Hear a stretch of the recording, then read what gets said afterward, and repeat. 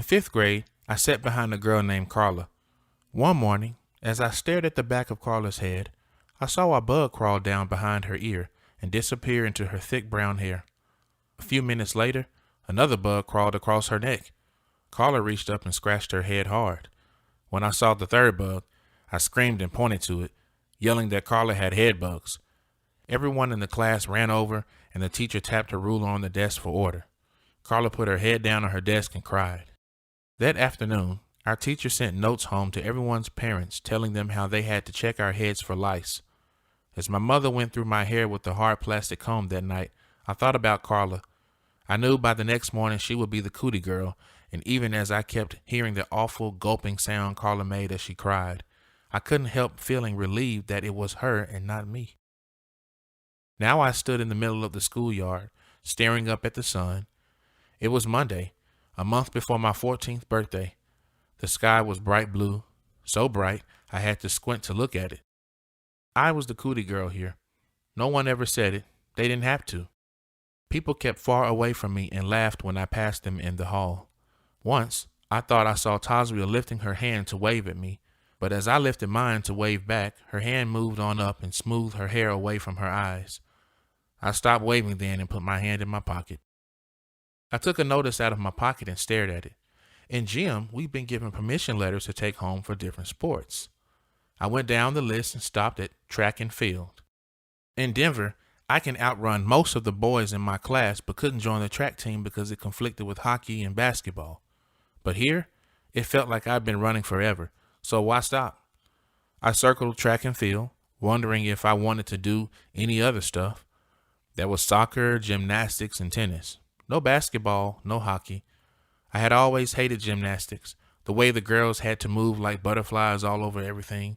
I wanted the sports that let me land hard and breathe loud. I scanned the schoolyard for Anna, wondering if she was somewhere looking at the list and cursing the fact that there was neither a cheerleading squad nor a basketball team. I didn't see her anywhere. I started to sign my father's name, Jonathan Green, then caught myself and signed his new name where it said parent signature. I folded the paper and stuffed it into my knapsack. Sometimes you dream, Anna said when I asked her how we'd ever keep doing this. And sometimes you just cry. But when you stop crying and stop dreaming, it's all still there. We had been sitting in the bedroom. We could hear Mama and Daddy arguing outside our door. Their arguments had become familiar over the months. In Denver, when they used to kiss, I'd make a face and tell them how gross they were. Now, I would give anything to see my father pull my mother to him and hold her. So you just think about that far, far future and do everything you can to make it feel like it's coming quick. You taught me that way back when I thought I could never get through this. I did? Yeah, Anna said. How could you not remember that? I feel like it saved my life. Anna turned back to her science book then. She was studying hard and getting A's on all her tests. She was making friends at school, not as many as she had in Denver, but people liked her. It was different here, though. She never brought her friends home or went to their houses, and nobody called. When she wasn't watching TV or doing her nails, she was studying. There was a college in Massachusetts, Simon's Rock, you can go to at 16. There was a college in Massachusetts, Simon's Rock, that you can go to at 16. That's the prize I have my eyes on, Anna said. A full ride there would mean no roadblocks. Nobody saying, we can't afford it, or God says, blah, blah, blah, blah. When she starts talking about Simon's Rock, I want to say, what about me? And even though I never say it, Anna must see something in my eyes because she always ends by saying, you'll get somewhere too, T. You might be a pain, but you've got a fire. The end of lunch bell rang and I headed slowly back into the building. Girls moved around me in groups and pairs, their arms around each other's waist and shoulders.